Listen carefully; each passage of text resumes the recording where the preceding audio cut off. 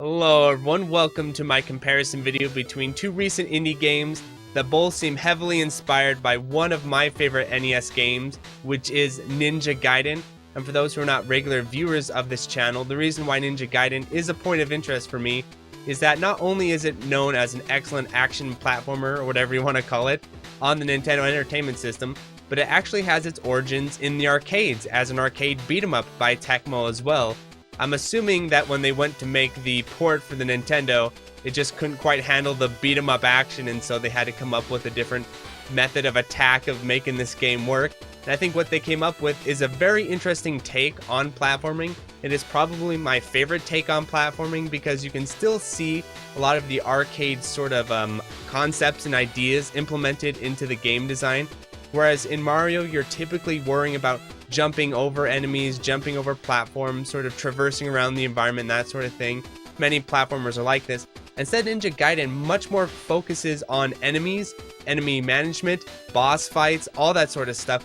And so you can really feel the beat 'em up and run and gun DNA in Ninja Gaiden. And that is why I think it is such a highlight of a platformer series.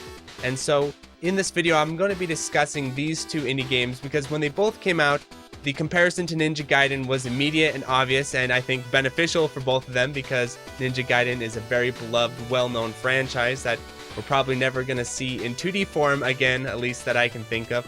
The thing is that while these two on the surface both pay a lot of homage to Ninja Gaiden and have a lot of influences, what I want to do in this video is point out which of the two I think is much more in line with the level design and gameplay spirit of Ninja Gaiden. And I know probably with both of these cases, they weren't exactly trying to be a sequel to Ninja Gaiden or anything like that. I'm sure they wanted to do their own thing. And they both do have their own elements that are definitely different. However, for the people who are fans of Ninja Gaiden and are looking for a great iteration of the series, this video is going to help you really navigate which one of these two I think is the better choice.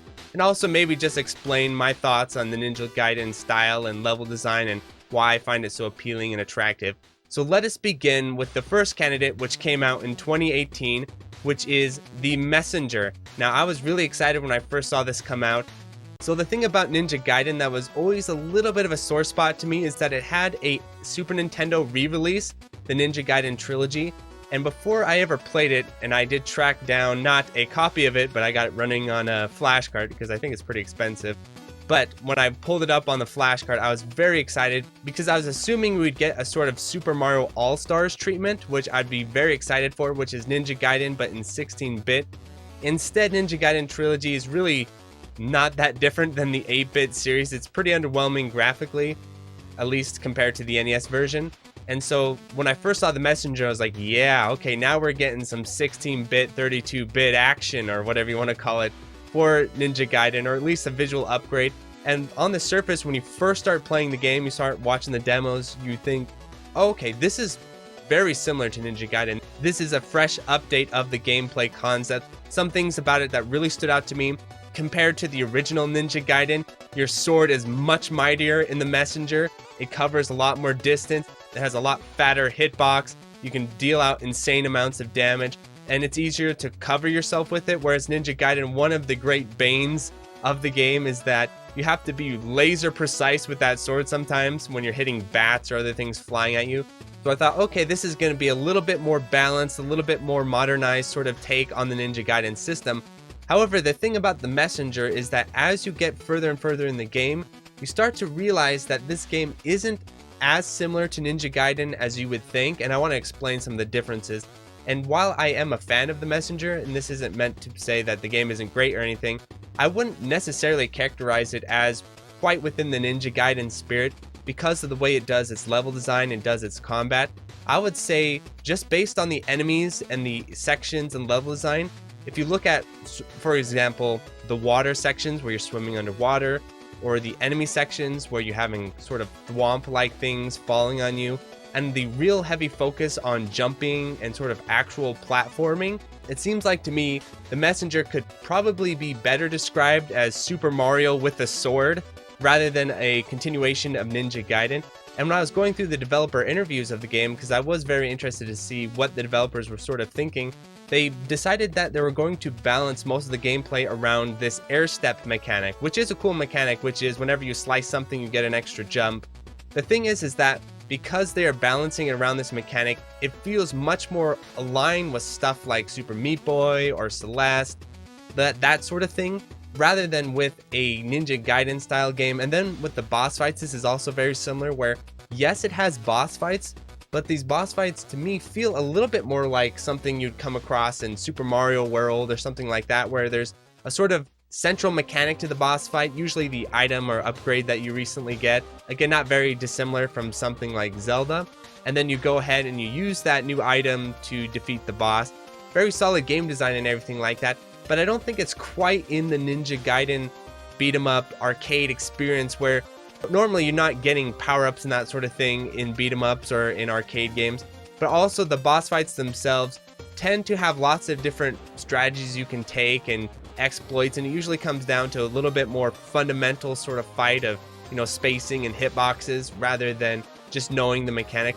I do think The Messenger has some great boss fights, and I do think it is a lot of fun, but I think when it comes to the level design and gameplay, I would much more say that it is more like something you would see in a modern game. It doesn't quite feel that, you know, archaic system that you would get in a Ninja Gaiden, which I think probably a lot of people would prefer, myself not included, but I think I could see a lot of people getting into that.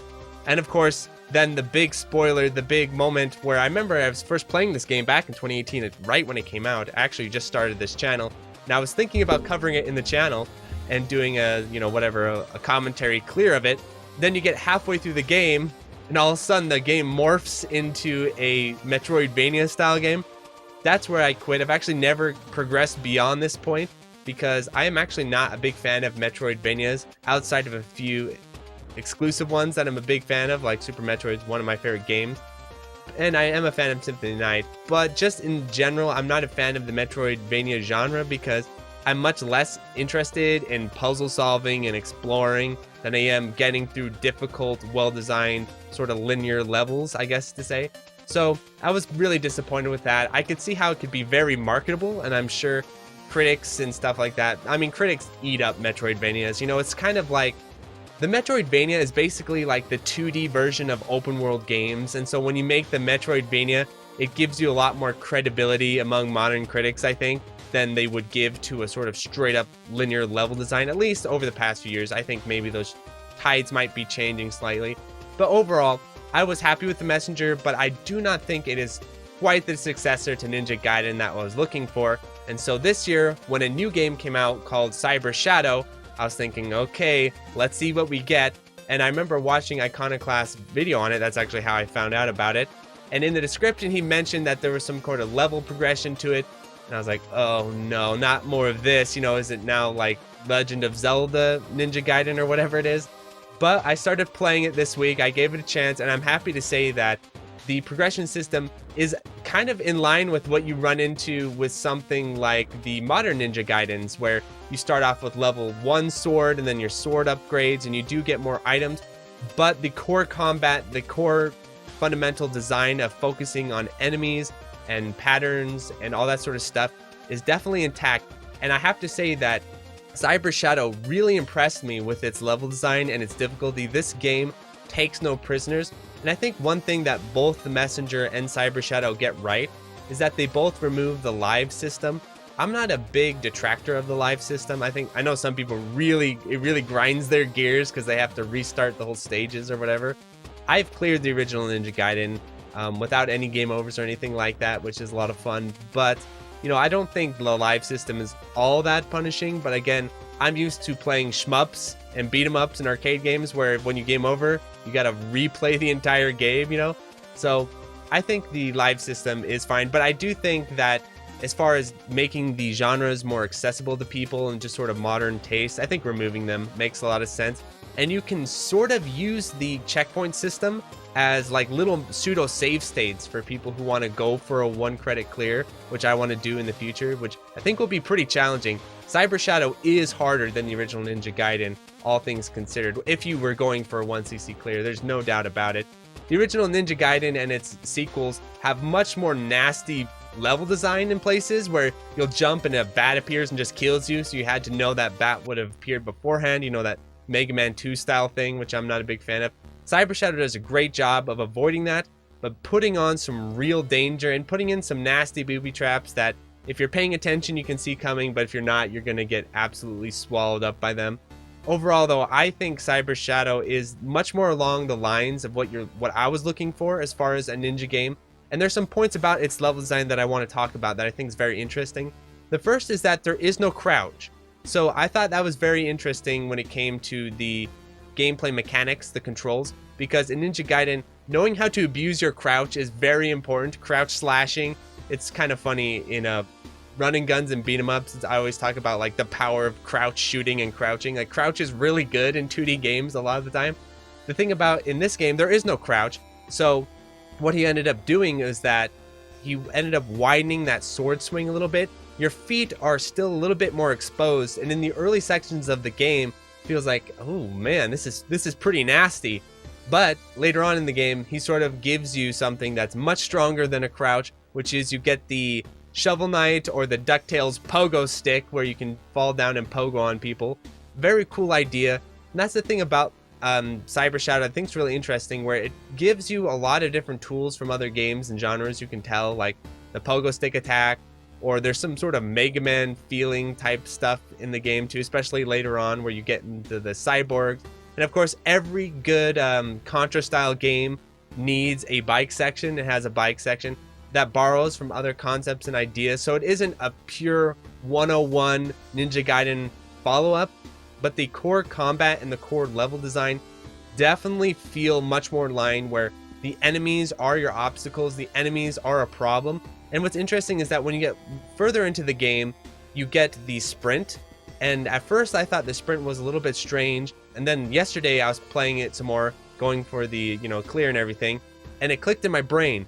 Oh, this sprint is actually just the boost boots from Mega Man X. I'm a huge fan of Mega Man X. And once you kind of get that thought through your head, and so using it and even mapping it into my control scheme made much more sense once I realized, oh, okay, sprint is boost with Mega Man X, except it keeps going and has some other different properties, but you sort of use it in the same way. So I think it's a really fun hybrid with all these different gameplay styles. When I was going through, again, interviews, because I was really curious what the main inspiration for this game was, he referenced a game called Shadow of the Ninja by Natsume. And so I went ahead and checked it out, and I thought, okay, maybe this could explain the fact that the character doesn't crouch. No, the character in this game seems to crouch. And actually, when I was watching through the gameplay, there were stuff that you could see, oh, okay, this is lifted from it. Like some of the enemies are the same, some of the bosses are sort of similar-ish. But overall, I still feel like the core gameplay of this game was more in line with actually Ninja Gaiden than with this Shadow of the Ninja, at least by my experience. And so overall, I recommend both games, but I would say that for me, Cyber Shadow is the much better fit. It was much more what I was looking for. I think The Messenger would be more for people looking for a Mario Bros style game, or of course, again, later on, a Castlevania, Metroidvania sort of thing. It also has some elements that kind of remind me a little bit of Undertale with like the dialogue and the story, and I know some people really seem to enjoy that stuff. For me, I skip through all that. I have no idea what the characters are saying. I don't really worry about the story or the dialogue. I do have to say though, the art is fantastic in The Messenger, and I do like a lot of the platforming stuff in it. I mean, it is a great solid platformer. It's just not quite in line with Ninja Gaiden, I guess is what I'm getting at. So yeah, that's my comparison between the two. The final verdict going to Cyber Shadow as being the true successor to Ninja Gaiden, or again, closer to the true successor to Ninja Gaiden than something like The Messenger. With that being said though, one other note about Cyber Shadow and The Messenger that I thought is interesting is that both of them are quite a bit longer than the original games. Those run around about 30 to 45 minutes, I believe. Again, much more in line with something you would see in the arcade. In Cyber Shadow, it looks like if you're going real fast, you may be able to get it done in about an hour and a half. And that's just really booking it and knowing what you're doing. But overall, it is quite a bit of a longer game. And I think this is just a trend that we are going to be seeing moving forward. I think it must just make the games more commercially viable, or punish the critics enough that they don't complain about the short game length because they actually can't get to the end of the game before they do the reviews or whatever it is. Because normally, if you release a game that's 45 minutes long, you tend to get critics railing against that. The only issue being is if you're a player that's going for 1 credit clears and all that sort of stuff. That's a real slog, especially with Cyber Shadow, because the last sections of the game are real tough and real brutal, so I could see a lot of players going for the 1 credit clear and, you know, dying in stage 9 and 10 over and over, and that could be absolutely brutal. It is fun though. The game gives you a little bit of leeway where you can refill your health at checkpoints, and you sometimes can armor up and sort of route out where you want to do extra item upgrades and everything like that. So yeah, that's pretty much everything I have to say, and I'd like to end this by thanking my patrons. Adios, everyone.